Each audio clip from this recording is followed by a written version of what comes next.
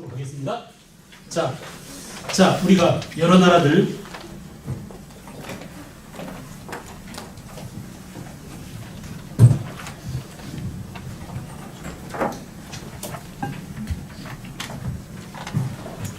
부여, 고구려, 동해, 옥저 같이 해야 될 분위기가 아닐까요? 만, 진안, 변함. 그리고 제가 질문할 때는 말이죠, 그런 것들이 있어요. 다른 사람의 답변을 들으면서 머릿속에 팍팍 들어갑니다. 왜냐면 긴장감이 막 고조되거든요. 나한테 물어보면 어떡하지 하고 완전 초집중이에요. 남이 답변하는 그 실수의 답변마저도 나한테 아주 깊이 새겨 듣게 돼요. 그래서 질문을 하려고 그래요. 될 수 있으면 많이. 고개 숙이지 마세요. 알겠죠? 그래서 외면하지 말고 변별하세요. 그러니까 여러 번 다른 사람의 입을 통해서 여러 번 반복해서 듣는다는 게 얼마나 중요한지. 그래서 아이들하고 수업할 때도 돌아가면서 질문할 때 되게 유용합니다. 그래서 남의 상대방의 의견을 듣고 내 의견을 강화시키고 확충하고 더 생각의 지평을 넓혀나가고 이럴 수가 있거든요. 그래서 돌아가면서 이렇게 얘기하는 것들이 굉장히 유효해요. 다시 하겠어요? 그래서 이렇게 대답도 같이 해주는 게 중요해요. 옆에 설 때 나만 못하고 있다. 이거 어떤 생각이 들겠어요? 다 하는데 나만 이거 모르는 거 아니야? 이런 긴장감이 유발되겠죠. 그러니까 같이 해주는 게 되게 중요해요. 다시 부여, 고구려, 동해, 옥저, 만, 진안, 변화를 뭐라고요? 사만이라고 하더라. 사만. 그죠? 사만. 자, 그래서 위치가 중요하고, 이거 보십시오. 잘 생각해 봐야 돼요. 얘기가 중요합니다. 얘기가. 부여, 고구려, 동해, 옥저를 누가 다 먹었어요? 고구려는 다 먹었죠. 그러니까 이 고구려와 이 고구려, 이걸 통일한 고구려, 그죠? 이 고구려를 구분할 줄 아셔야 돼요. 자, 이렇게 부여, 고구려, 동해, 옥저 때의 고구려는 무슨 왕국이라고 이거? 연맹왕국이라고 배웠죠. 연맹왕국의 의미는 뭐냐? 왕은 있으되 왕의 힘이 강하지 않고 여러 부족장들이 서로 뭘 했다고요? 연맹을 해서 서로 나라를 다스렸다. 알았어요?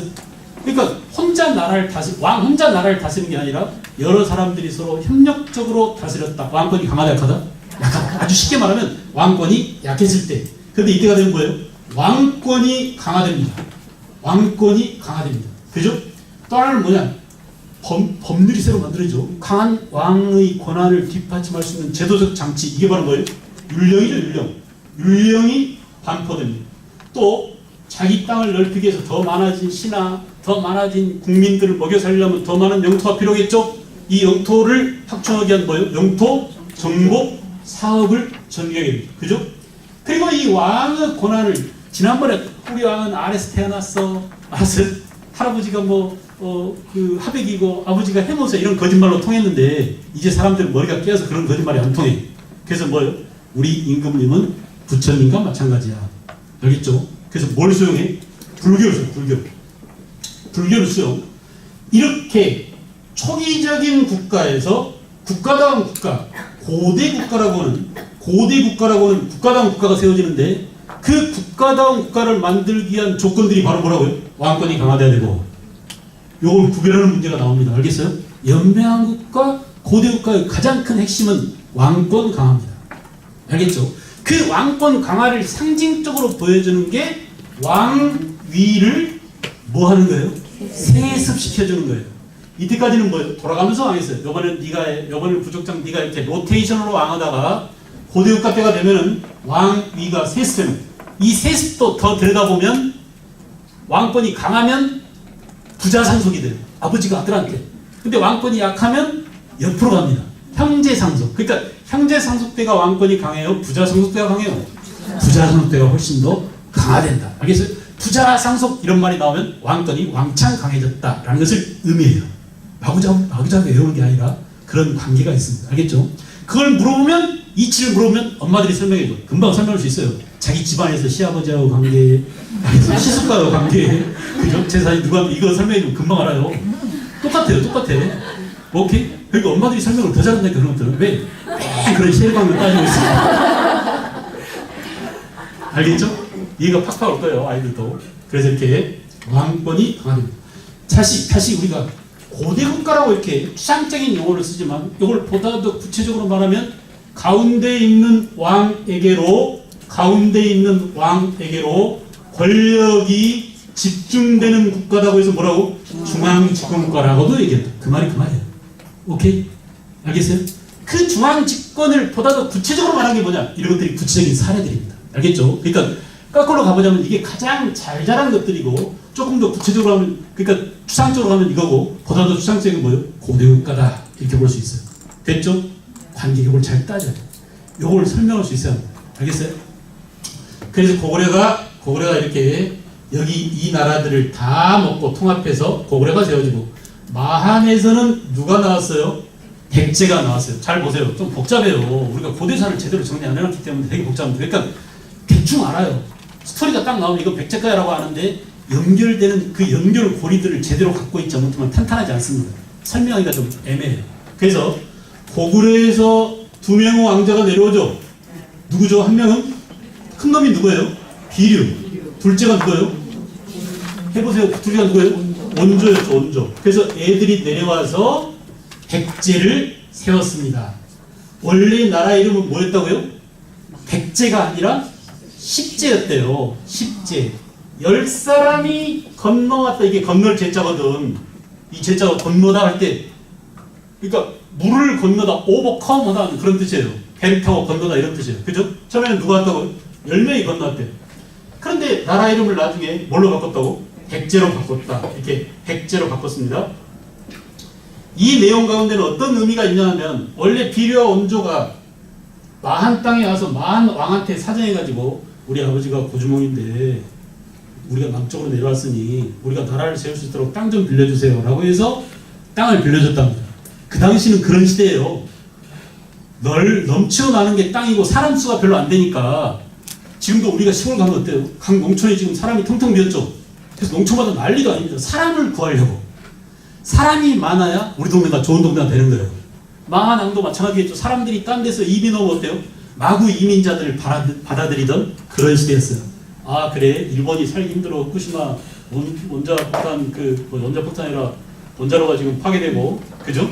오염이 되고 지진 나고 내 힘들겠다, 건너와 우리나라로 와 해서 가장 인구수가 없는 시골 군이 일본 이주민들을 받아들인다, 그럴 리가 없겠지만, 그러니까 되게 힘들죠. 우리나라는 감정이 있기 때문에. 근데 내가 볼 때는 그런 일들이 있었으면 좋겠어요. 어차피 우리는 좀 이따 얘기하겠지만 일본하고 섞여서 잘 살아야 된다, 평화적으로. 근데 그것을 일본 놈들이 잘못해가지고 계속 우리를 쳐들어가지고 감정이 아주 더러워졌지만, 우리 시대 이후부터는 좀 좋은 관계를 맺어갔으면 좋겠어요.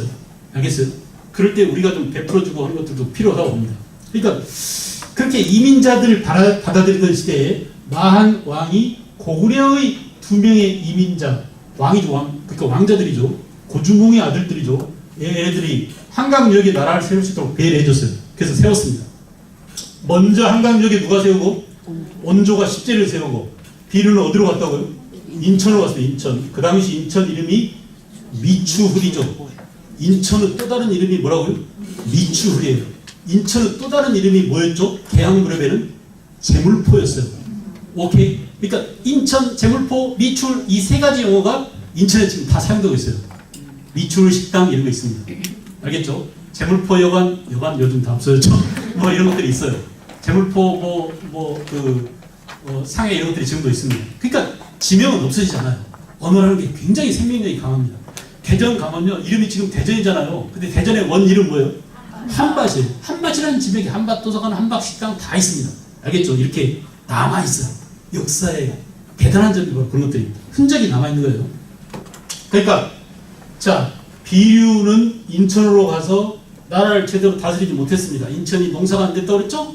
바닷물이 늘상 조수간만한 차가 심해가지고 건너와서 농사가 안 돼가지고 결국은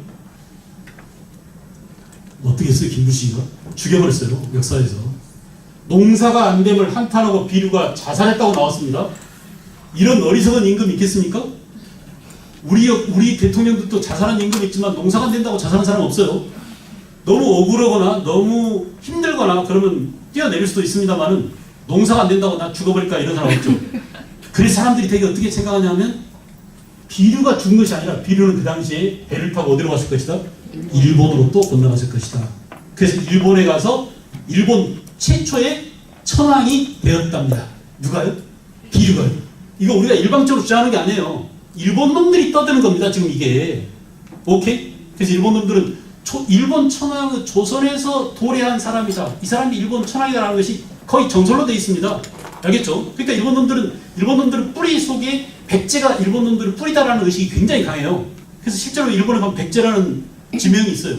백제사라는 절도 있고 백제라는 역도 있고 그렇습니다. 그리고 또 일본 놈들이 일제시대 우리나라에 와서 부여에다가 일본 신사의 고장인 신궁을 지으려고 했어요. 서울 남산에도 신궁을 지었지만 백제 부여에다가 진짜 신사의 본거지를 지으려고 했어요. 왜 그럴까요? 지네들의 조상이 고향이 여기다라는 사람과 땅에 대한 귀속 본능이 굉장히 강한 거예요. 일본이. 근데 그것의 이유는 바로 뭐냐? 이런 이유 때문이에요. 알겠어요? 근데 우리는 부정해. 싫어. 너네랑 그렇게 이렇게 싫어. 이렇게 싫잖아요. 그럼 생각이 굉장히 복잡해져. 우리랑 그렇게 싸우고 임진왜란 때 우리를 괴롭히고 일제 때 우리를 그렇게 욕보이던 놈들이 우리랑 피가 같은 놈들이야? 이거 어찌했을까? 고민 되겠어요? 안 되겠어요? 이런 현실적 고민 때문에 부정입니다. 근데 역사란 무서운 거예요. 그래서 제가 볼 때는 이런 것들도 아까 고조선 역사가 미스테리가 많은 것처럼 백제와 그러니까 일본과 백제하고 관계, 오늘날 일본과 우리하고 관계를 어떻게 설정하는 문제와 백제 일본과 관계가 서로 밀접하게 연관되어 있어요. 그래서 이것도 장차 우리가 연구해 봐야 될 그런 내용이기도 합니다. 아시겠죠? 여러분들도 그 정도 집어넣어주세요. 비류가 사라졌다는데 걔가 일본 가서 천황이 됐다는 주장이 있다.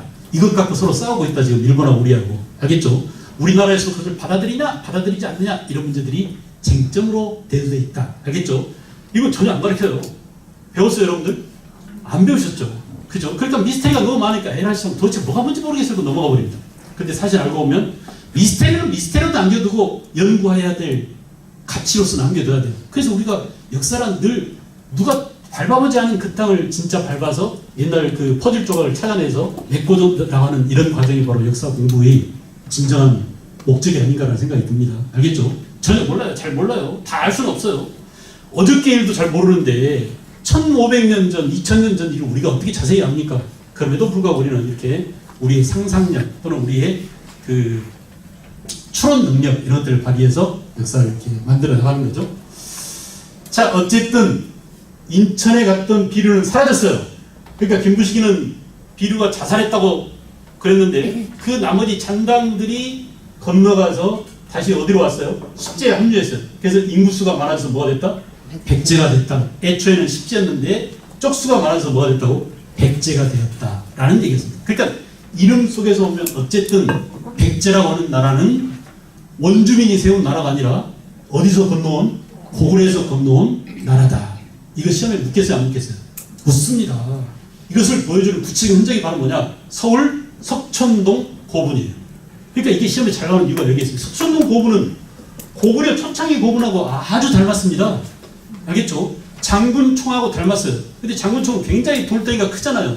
근데 한강역에서는 그렇게 큰 돌을 구하기 힘드니까 강가에 있는 작은 돌들을 잘 쌓아서 큰 돌을 쌓아놓은 것처럼 만들었어요. 그래서 석촌동 고분군을 보면 백제를 세운 건국자들이 어디에서 건너온 것과 고구려에서 건너온 것과 같다라는 것을 입증해주는 유물이다라고 유적이다라고 이렇게 얘기하는 것이죠. 됐죠? 됐어요? 건너갑니다. 자, 이렇게 해서 백제를 세웠고요. 그 다음에 이제 우리는 진안에서 뭐가 나왔어요? 신라가 나왔습니다. 신라. 사로국이었죠. 사로 육촌에서 신라가 세워집니다. 신라를 세운 사람은 누군가요? 박역거세입니다. 그죠? 고구려는 누가 세웠고? 고주몽이. 백제는 누가 세웠고? 온조가. 신라는 누가 세웠고? 박역거세. 나정이라는 연못에서 말 울음소리가 나가지고 사로 육촌 촌주들이 달려가 보니까 말이 달아나 버리고 알이 하나 있었죠. 그 알 속에서 태어난 아이가 누구예요? 박역거세. 왜 이렇게 시조들은 전부 다 알에서 나올까요? 달라 보인다. 네? 달라 보인다. 달라 보이려고요. 남다르게 보이려고 차별화를 위해서 물론 그런 면도 있지만 조상을 없애야 돼요. 아버지가 있으면 아버지가 조상이 되잖아요. 시조가. 그러니까 아버지를 없애기 위해서는 알에다 가둬야 돼요. 아버지 정체를 몰라요. 얘가 처음으로 알에서 나온 최초의 사람이야. 그래서 얘가 시조가 된 거예요. 근데 얘 아버지 누구야라고 알게 되면 어때요? 걔가 시조가 되잖아요. 그러니까 전부 다 알에 가뒀어요. 무슨 설화? 난생설화. 말해보시면 뭐라고요? 난생설화. 알겠죠? 난생설화. 이렇게 신라는 박역거세가 세웠어요. 그러나 이 신라는 박역거세가 나라를 세웠지만 그 뒤에 누구한테 왕자리 물러줘요? 석탈이한테. 그죠? 그리고 또 누구한테? 김할지한테 이렇게 돌아갑니다. 박석팀이 돌아갔어요. 초기에 신라는 이렇게 연맹국 시절의 신라는 이런 모습을 보였어요. 그러다가 나중에 이제 고대국가 신라로 중앙집권국가 신라로 가는 과정들이 나옵니다. 고대국가. 그죠? 자, 우리가 이 고대국가를 보면은 고구려, 백제, 신라 이런 나라들을 2세기, 3세기, 4세기, 5세기, 6세기 이렇게 드디어 숫자가 나오기 시작하죠. 지금까지 숫자를 BC 108년 이외에는 하나도 쓰지 않았잖아요. 그죠? 연대를 하나도 쓸 필요가 없어요. 별로 중요하지 않아요. 시간이 별로 중요하지 않아. 이제 비로소 뭐가 중요해졌다? 시간과 사람이 중요해졌다 이겁니다. 아까 초기 여러 나라는 뭐가 중요했다고? 장소가 중요했었잖아요. 지금 이 대목 가면 뭐가 중요해요? 시간들이 중요해요. 그리고 뭐예요? 그 시간을 지배하는 지배자가 누구냐? 시간을 누가 지배하느냐? 그 시대를 지배하는 지배자가 누구냐? 뭐예요? 인간이겠죠. 사람이겠죠. 그래서 지금부터 이제 사람들이 중요합니다. 알겠죠? 근데 사람인데 사람 가운데 누가 중요하다고요? 이 사람만 중요해요. 이 사람이 중요한 시대를 무슨 시대라고? 고대라고. 귀족들이 중요한 건 무슨 시대? 중세. 시민들이 중요한 무슨 시대? 현대입니다. 근현대. 오케이? 뭔지 알겠어요? 고대에는 누구만 중요하다? 왕만 중요해요. 고대 여러분들 시민 가운데 아는 사람 있어요? 고대 시민 누구를 아시죠?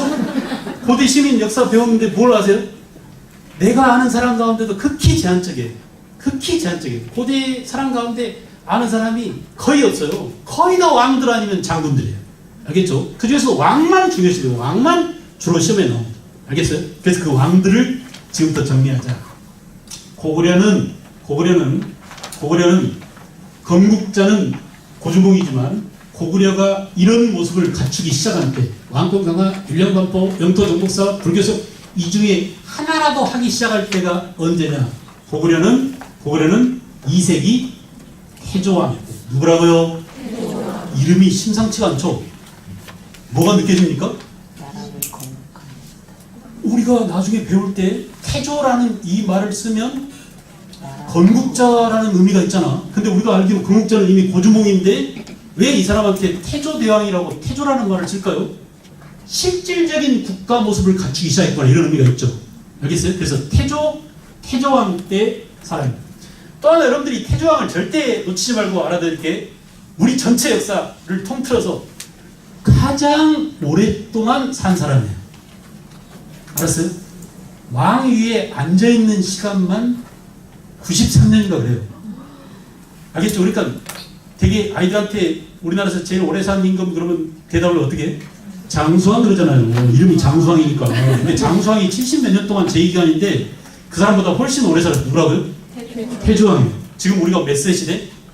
100세 시대. 가능할까요? 불가능할까요? 가능한 일입니다. 인간이라는 게 말이죠. 자기 조절만 잘하면 오래 살 수 있어요. 많이 처먹고 욕심부리다가 죽는 겁니다. 되게 죽는 이유가 욕심부리다가 죽어요. 알았어요? 먹을 욕심 이외에도 땅을 조금만 더 넓힐까 하다가 죽습니다. 쳐들어가서는 안 될 나라를 쳐들어가서 죽어요. 그러니까 욕심을 안 부리면 되게 오래 사는데 그 욕심 때문에 사람들이 되게 죽어요. 알겠죠? 그래서 내가 이제 나도 나이를 꽤 먹었는데 지금부터는 되게 막 자제해요. 먹고 싶어도 안 먹고 차를 타지 말고 걸어가야 돼. 그래야 내가 오래 살아. 그래서 화가 나도 참아야 돼. 용서해줘야 오래 살아. 여기서 화를 내면 내가 져. 이러면서 맨날 그 관즉수라고 하죠. 유명한 말이에요. 관대해야 수명을 누린다. 이런 거예요. 아마도 비웃지 마세요.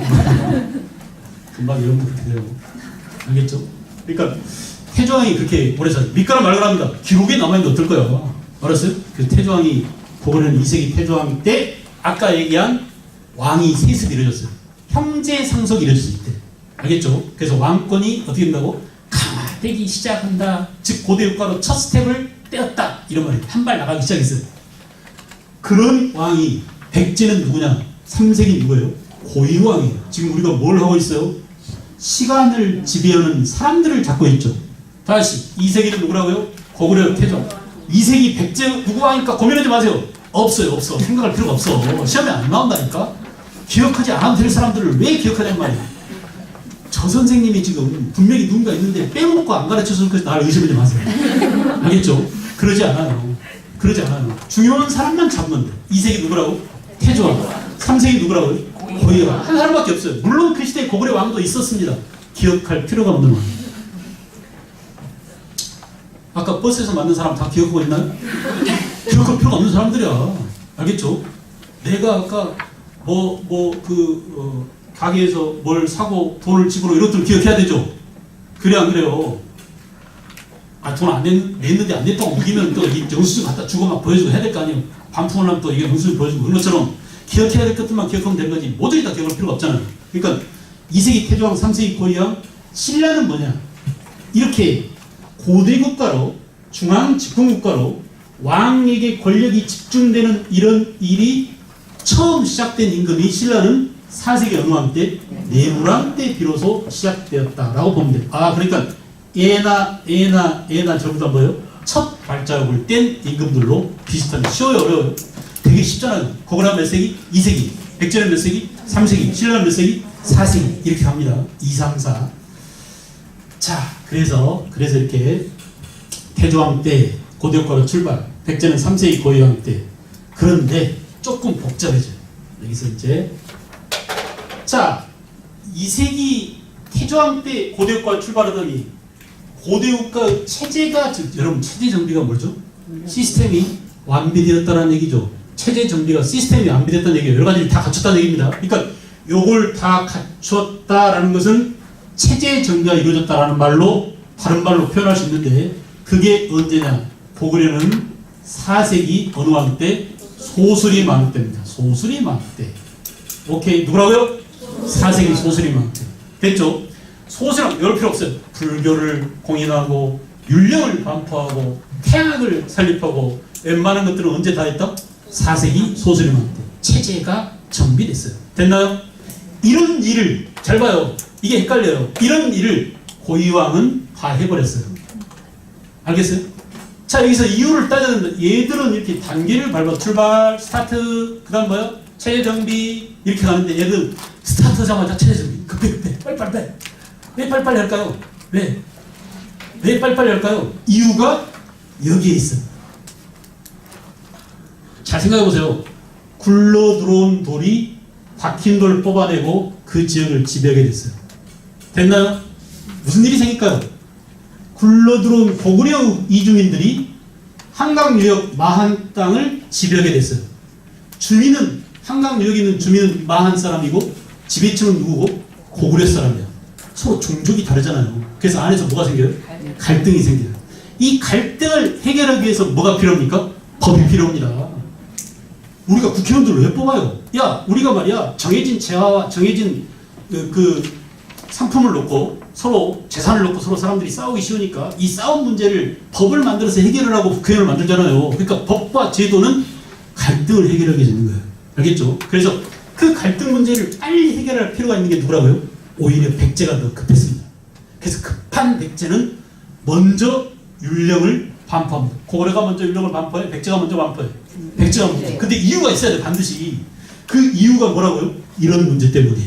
알겠죠? 토착인과 유이민 사이의 갈등 문제를 조절하고 해결하기 위해서 선진 중국의 율령을 빨리 갖다 쓸 필요성이 대두했다. 그러다 보니까 어때요?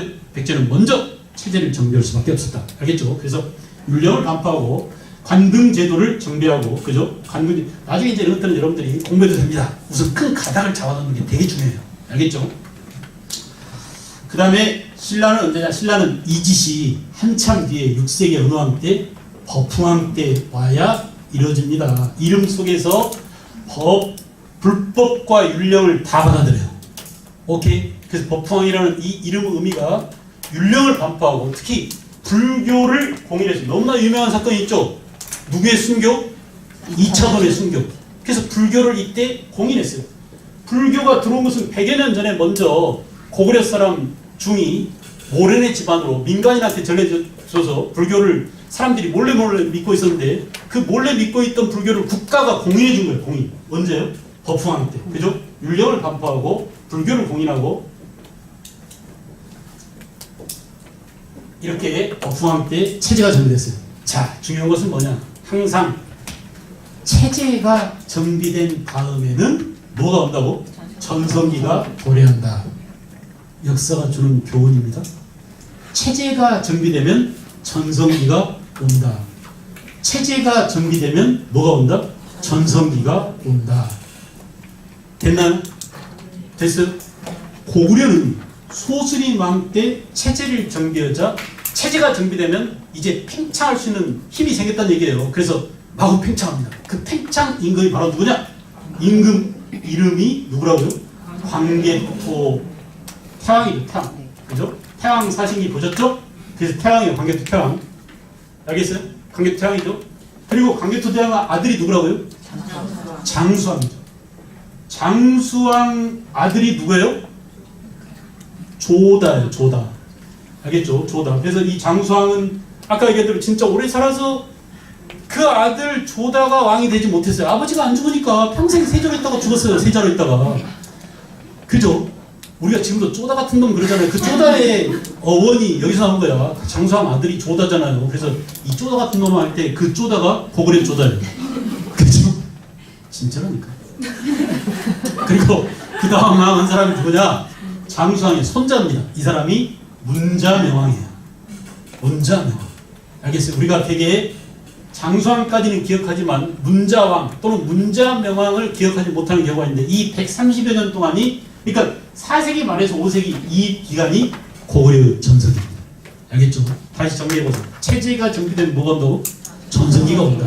전성기 임금 누구라고요? 광개토왕, 장수왕 그리고 하나 더 얹어서 누구라고? 문자명왕 때. 그러니까 고구려의 영토가 제일 넓었을 때 임금이 누구냐 그러면 되게 광개토대왕 그게 쉬운데 아니야. 광개토대왕도 아니고 장수왕도 아니고 그 장수왕의 손자인 누가? 문자명왕이 아직도 망하지 않고 있던 부여의 조그만 땅까지 다 먹어요. 북부여를 멸망시켜요. 그래서 그 땅까지 합치니까 자기 할아버지, 증조할아버지, 할아버지가 만들어 놓은 땅에다가 자기가 조금 더 보태가지고 진짜 최대 영토는 이때입니다. 알겠죠? 그 전성기를 찍습니다. 백제는 언제라고? 백제는 고위왕 때 체제를 정비하고 그 다음 뭐가 온다고? 전성기가 옵니다. 전성기 때 임금이 누굴까요? 근초공. 근초공. 아주 시험에 출제가 잘 되는 임금이죠. 이 사람이 왜 출제가 잘 되냐? 이 사람이 쳐들어간 지역 때문에 그래요. 중국에 쳐들어갔어요. 그게 어디냐?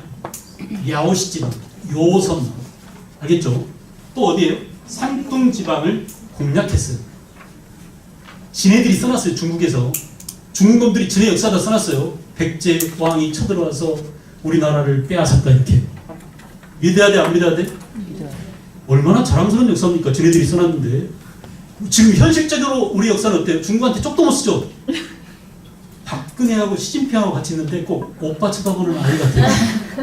시진핑이 그냥 인자한 눈으로 아휴 조그만 나라 사람이 이렇게 그냥 애처로워 죽겠어요. 우리의 그 화려한 드레스 코드로도 안 돼. 또 뭐 중국어 잘한다고 뭐라고 한마디 하다가 중국어 못 알아들어가지고 저쪽 가서 사진 같이 찍자니까 저쪽 가서 혼자 가고 있고 막 이런 거 보면 너무 쪽팔리고 창피해 죽겠어요. 하여간 어쨌든 그런 문제가 아니라 지금 그렇게 한중 간의 관계를 보면은 되게 현실적으로 우리가 완전히 지금 찌우쳐 있습니다. 그 기술적으로 막 옛날에는 중국 따라먹었다고 뭐 난리도 아닌데 요즘은 중국한테 다 잡혔어요. 중국한테 거의 다 넘어갔습니다. 반도체 이제 좀 있으면 난리 납니다. 특히 삼성이 제일 위험합니다. 알겠죠? 우리 삼성이 위험해요. 우리 삼성이. 그런 정도로 지금 위기의식이 고조되고 있어요. 그런 현실관계에 비해서 과거 우리 역사에서 우리가 중국을 먹었다. 중국 땅 일부를. 그러니까 시험에 내겠어 안 내겠어요? 그 사람이 누구냐? 사람을 내면 누구라고요? 근초가. 그 공간 지역이 어디라고? 요소와 산둥. 여기만이 아닙니다. 또 일본에 가서 일본의 북규슈. 그죠? 규슈 지방을 공략했어요. 그래서 고대 상업 세력을 구축한 위대한 임금이 됩니다. 백제 역사가 제대로 밝혀지지 않았습니다. 항상 역사는 이긴 자의 역사만 기록되기 때문에 삼국 가운데 누가 이겼어요? 최종적으로 신라가 승리. 그러니까 신라는 침소봉대에서 막 없는 것까지 막 기록해가지고 크게 기록해놨는데 있던 역사도 말살된 역사가 백제와 고구려에서입니다. 그죠? 그나마 고구려는 우리 민족의 영화와 관련된 우리 민족의 자존심과 관련된 그런 내용이 있어서 그나마 고구려사는 많이 살아있지만 백제사는 완전히 그냥 개차왕 만들어놨어요. 그러니까 의자왕 나쁜 놈 삼천궁녀랑 맨날 노닥거리고 논 놈 이렇게 그냥 완전히 백제 역사를 말살시켜놨었죠. 그죠? 누가 그랬을까요? 김부식이 그랬어요. 김부식이 그랬어요. 김부식이 언제 사람이에요? 고려. 신라 사람 아니에요. 고려 사람이에요. 근데 출신이 경주 김씨예요. 신라 왕족 출신이에요. 그러니까 고려 시대에 신라 역사를 쓰면서 신라를 미화하려다 보니까 누구를 까야 돼? 고구려와 백제 가운데 만만한 게 누구예요? 백제입니다. 그래서 백제를 막 짓밟고 죽여놨어요. 근데 그 백제사를 연구하다 보면 놀라운 백제들이 지금 나타나고 있습니다. 근래에 밝혀진 이런 유물이나 유적들을 보면은 백제사가 많이 살아나고 있어요. 알겠죠? 그래서 백제를 한번 가려고 그래요. 백제가 세계문화유산으로 지정됐죠? 거기 가서 보면은 내가 대학 다닐 때 봤던 그런 백제가 아니야. 그 뒤로 연구 성과들이 많이 발굴돼가지고 화려한 백제가 부활하고 있구나 이런 것들을 느낍니다. 특히 이제 백제가 화려하고 백제 역사가 부활하려면 중국과 관계가 좋아야 돼요. 중국과 이 우리 경기, 충청, 전라도 이 지역은 중국과 관계가 좋았을 때 화려한 영화의 시대를 누렸었어요. 알겠죠? 그래서 그런 시대가 다시 돌아오지 않나라는 생각이 들어요. 신라는 언제예요? 버프왕 다음에 누구예요? 이름이 누구? 진흥왕 때. 그 진흥왕 때 한강 유역을 차지하고 그죠? 진흥왕 때 전성기를 구합니다. 화랑 제도를 공인하고 한강 유역을 차지하고 장차 신라가 삼국을 통일할 기반을 갖춘 임금이 누구라고? 진흥왕 때입니다. 됐어요? 그래서 이렇게 다시 보세요. 출발. 그걸 이거 머릿속에 집어넣어야 돼요. 이게 삼국을 이해하는 기본 골격입니다. 그거는 2세기 태조왕 때 출발. 언제? 4세기 수선왕 때 여러 가지 것들 불교, 율령, 태학 알겠죠? 이것을 체제를 정비하고 광개토 장수왕 문자명왕 때 전성기를 누린다. 그 밖에 나머지는 집어넣기만 하면 돼요. 여기다가. 알겠어요? 이 틀이 있어야 그릇을 딱 만들어야 그다음 세부적인 것들을 집어넣죠. 그릇이 없으면 들어가지 않습니다. 백제는 3세기 고유왕 때 출발, 4세기 근초왕 때 전성기. 그리고 신라는 니모왕 때 스타트, 그리고 버프왕 때 체제정비, 그 다음 뭐라고? 진흥왕 때 전성기. 역사가 우리한테 주는 교훈은 뭐라고요? 체제가 정비돼야 그 다음 뭐가 온다?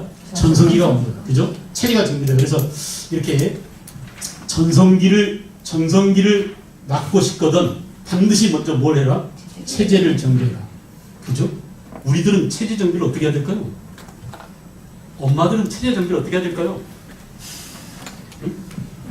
숙제입니다. 숙제입니다. 집에 돌아가서 내 인생의 전성기를 누리기 위해서는 나는 뭘 정비해야 될 것인가? 알겠죠? 체제를 정비하고 잘 해보세요. 그러니까 공부를 더 해야 될 것인가? 집을 더 넓혀야 될 것인가? 남편을 승진시켜야 될 것인가? 아이를 좋은 고등학교에 넣어야 될 것인가? 무엇이 나의 미래를 결정할 것인가를 잘 고민해보세요. 그러니까 내 미래가 확장성이 있고 전성기로 가려면 지금 내가 무엇을 해야 내 친구들과 우리 가족이 또는 내 아이들이 나랑 함께 전성기를 누릴 것이냐. 아이들은 아이들 나름대로 전성기가 있어요. 나의 전성기를 아이들의 전성기하고 일치시키려고 하지 마세요. 알겠죠? 나는 나의 전성기가 있고 아이들은 아이들 나름대로 전성기가 있습니다. 그러니까 방점을 나에다 찍고 나는 어떤 삶을 살아야 되지? 이 아이들이 30이 됐을 때 나는 그때 뭐 하고 있을 것인가? 그때도 아이들 쫓아다니면서 뒷바라지주고 데리고 살 것인가? 이런 문제를 고민. 실제로 그런 사람들이 많습니다. 제 주변에도 말이죠. 자녀들이 결혼 안 한 애들이 되게 많아요. 그래가지고 고민인 친구들이 많아. 그런데 그건 바로 뭐냐? 우리 역사가 미래에 대한 희망, 비전이 있기 때문에 아이들이 결혼 안 합니다. 그래서 아까 헬조선이라고 하는 친구들이 바로 그 친구들이에요. 나이가 찼는데 연애를 못하게 돼요. 연애하면 책임져야 되고 결혼을 하면 집 한 채 있어야 되는데 집은 언감생심 꿈도 못 꾸게 생겼어요. 그렇다고 터벅이 신세에 첩 없이 여자한테 결혼하자고 프로포즈할 수도 없고 이런 난감한 그런 현실이 돌아왔습니다. 알겠죠? 그런 것처럼 어버이들이 이제 지금 아이들과 함께 그 다음 삶을 또 살아가면서 내 전성기를 어떻게 누려야 될 것이냐. 그러려면 지금 체제를 어떻게 정비해야 될 것이냐. 사람마다 다 다르니까 가서 생각해보고 오늘 사실 조선시대까지 가려고 했는데 이거 계속 욕심이 발동해가지고 못 갔어요. 다음 시간에는 다 끝낼 수 있겠죠? 비우는 거라 이거. 내가 끝낼 수 있을 겁니다. 제가 또 끝내는 것은 아는 사람들이 다 할 거예요. 한 주일 동안 건강하게 잘 지내시고요. 되게 날씨가 많이 덥고 막 그러죠. 요즘 또 미세먼지 때문에 되게 짜증이 납니다. 잘 모르고 살았었는데 뉴스 보고 나니까 진짜 공기가 나쁜 걸 피부로 느끼죠. 건강 관리 잘하시고 다음 주에 뵙도록 하겠습니다. 수고했습니다.